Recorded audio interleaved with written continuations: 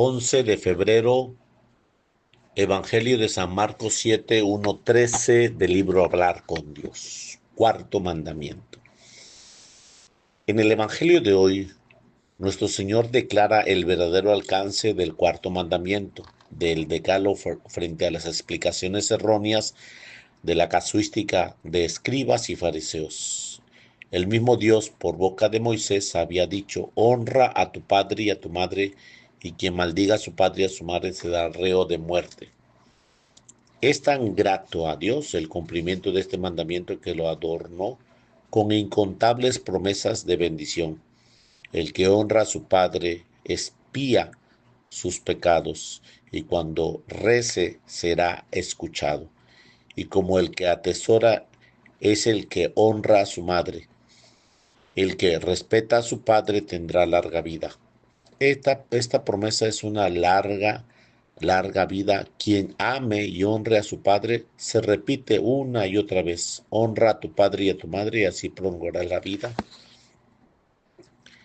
en la tierra que el Señor tu Dios te va a dar.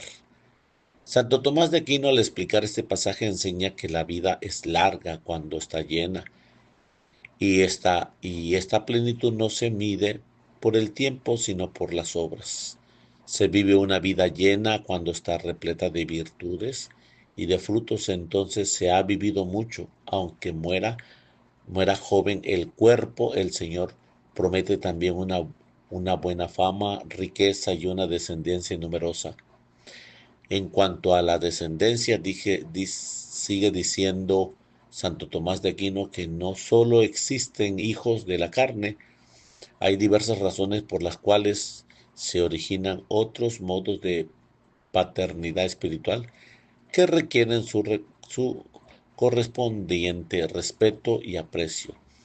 A pesar de la claridad con que se expone este mandamiento en estos y otros muchos pasajes del Antiguo Testamento, los doctores y los sacerdotes del templo habían transdiverjado su sentido y cumplimiento. Enseñaban que si alguien decía a su padre o a su madre: lo que de mi parte pudiera recibir o necesitar, sería corbán, que significa ofrenda. Los padres no podían ya tomar nada de esos bienes, aunque tuvieran muy necesitados, pues como había sido declarada ofrenda para el altar, constituía entonces un sacrilegio tomarlo. Esta costumbre era frecuentemente un mero artificio legal para seguir gozando de los bienes y quedar desligados de las obligaciones naturales de ayudar a sus padres necesitados. El Señor, Mesías y legislador, explica en su justo sentido el alcance del cuarto mandamiento, deshaciendo los profundos errores que había en aquella época sobre estas materias. El cuarto mandamiento es también de derecho natural, requiere de todos los hombres buenos cristianos la ayuda abnegada y llena de cariño a los padres, que se realizan cada día en mil pequeños detalles, que pone particularmente de relieve cuando los primogenitores son ancianos o están más necesitados.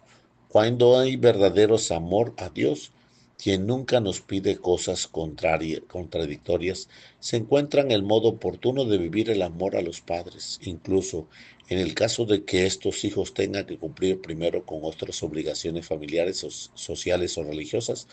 Hay aquí un campo grande de responsabilidades filiales que los hijos deben de examinar con frecuencia delante de Dios en su oración personal. Dios paga con la felicidad ya en esta vida a quien cumple con amor ese deberes para con sus padres, aunque algunas veces puedan resultar costosos. El siervo de Dios, José María Escriba de Balaguer, solía llamar a este mandamiento el dulcísimo precepto del Decálogo, porque es una de las más gratas obligaciones que el Señor nos ha dejado. El cumplimiento amoroso del cuarto mandamiento tiene sus raíces más firmemente en el sentido de nuestra filiación divina.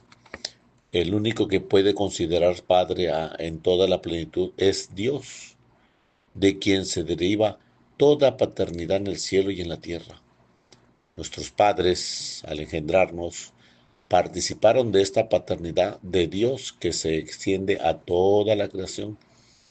En ellos vemos como un reflejo del Creador, y al amarles y honrarles constantemente en ellos, estamos honrando y amando también al mismo Dios como Padre. En ese tiempo litúrgico de la Navidad hemos contemplado la Sagrada Familia como modelo y prototipo del amor y espíritu de servicio para toda la familia. Jesús nos ha dejado el ejemplo de la doctrina que debemos seguir para cumplir como Dios quiere el dulce precepto del cuarto mandamiento.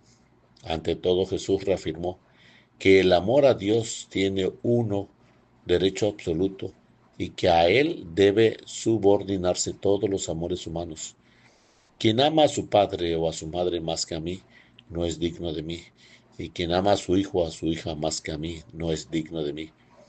Por eso es contrario a la voluntad de Dios, y en consecuencia no es verdadero amor el apegamiento desordenado de la propia familia que se convierte en obstáculo para cumplir la voluntad de Dios. Jesús dijo, deja que los muertos se entierren a sus muertos. Tú ven a anunciar el reino de Dios. Jesús nos dejó un ejemplo acabado de entregar plena la voluntad de su Padre Celestial. Y al mismo tiempo es el precepto modelo de cómo hemos de cumplir este precepto y del aprecio que debe tener por los vínculos familiares. Vivió sujeto a la autoridad de sus padres y aprendió de San José su oficio. Ayudándole a sostener el hogar, realizó el primero de sus milagros a ruego de su madre, escogió entre sí sus parientes a 3 de sus discípulos y antes de morir por nosotros en la cruz confió a Juan, el ciudadano, el cuidado de su Madre Santísima, sin contar los innumerables milagros que realizó movido por las lágrimas y las palabras de una madre o de un padre. El Señor le llegan con especial acento las oraciones de los padres y cuando reza por los hijos. Son muchas las manifestaciones en las que se hace realidad el cuarto mandamiento, en las que muestra nuestra honra y nuestro amor hacia nuestros padres. Los honramos cuando pedimos rendimiento a Dios, que a todas las cosas le sucedan prosperar y felizmente, que acogen en la estima y el respeto de los demás, que alcancen la gracia ante el mismo Dios y ante los santos que están en el cielo. Además, honramos a nuestro Padre cuando los socorremos con lo necesario para su sustento y una vida digna, como se comprueba en el testimonio de Cristo al reprobar la impiedad de los fariseos. Este deber es más exigente cuando se encuentra enfermo de peligro. Entonces hay que poner todos los medios para que no omitan la confesión ni los demás sacramentos que deben recibir los cristianos.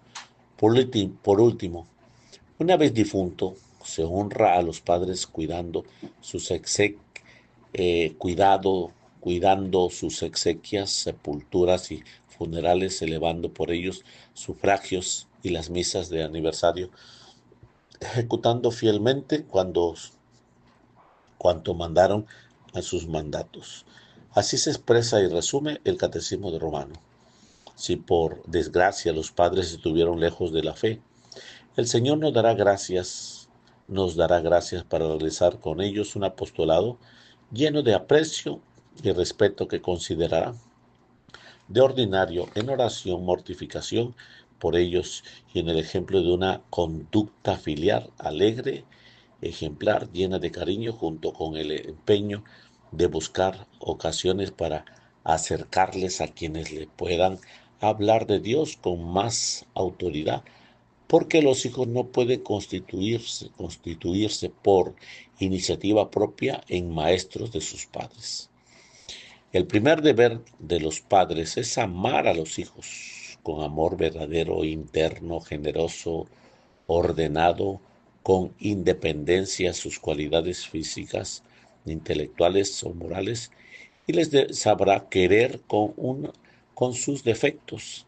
Debemos amarlos en cuanto a sus hijos, porque lo son. Además, porque son hijos de Dios. De ahí que sea deber fundamental de los padres amar y respetar la voluntad de Dios sobre sus hijos, más aún cuando reciben una vocación de entrega plena de Dios. Incluso, muchas veces le pedirá al Señor y la deseará para sus hijos, porque no es sacrificio entregar a los hijos al servicio de Dios, es honor y alegría. Ese amor debe de ser operativo, que se traduzca eficazmente en obras. El verdadero amor se manifestará en el empeño esforzado para que sus hijos sean trabajadores, austeros, educados en el sentido pleno de la palabra y sobre todo buenos cristianos que arraiguen en ellos los fundamentos de las virtudes humanas, la resiedumbre, la sobriedad en el uso de los bienes, la responsabilidad, la generosidad, la laboriosidad, que aprenden a gastar sabiendo las necesidades que muchos padecemos actualmente en el mundo. El amor verdadero llega a los padres a preocuparse por el colegio donde estudian sus hijos y estar muy pendiente de la calidad de las enseñanzas que reciben y de modo particular de las enseñanzas religiosas, pues de ella puede depender la misma salvación. El amor a los hijos los moverá a buscar un lugar adecuado para la época de vacaciones y el descanso, evitando aquellos ambientes que haría imposible, o al menos muy difíciles, la práctica de una verdadera vida cristiana. Los padres no pueden olvidar que son administradores de un inmenso tesoro de Dios que por ser cristianos no constituyen, no constituyen una familia más, sino que forman una familia en la que Cristo está presente, a la cual les da una característica completa nueva. Esta realidad viva impulsará a los padres a ser ejemplares en toda ocasión, y los hijos encontrarán en ellos el camino que conduce a Dios.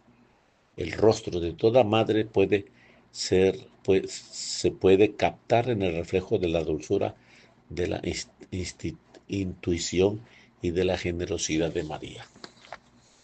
11 de febrero del libro Hablar con Dios, en nombre del Padre, del Hijo, del Espíritu Santo. Amén.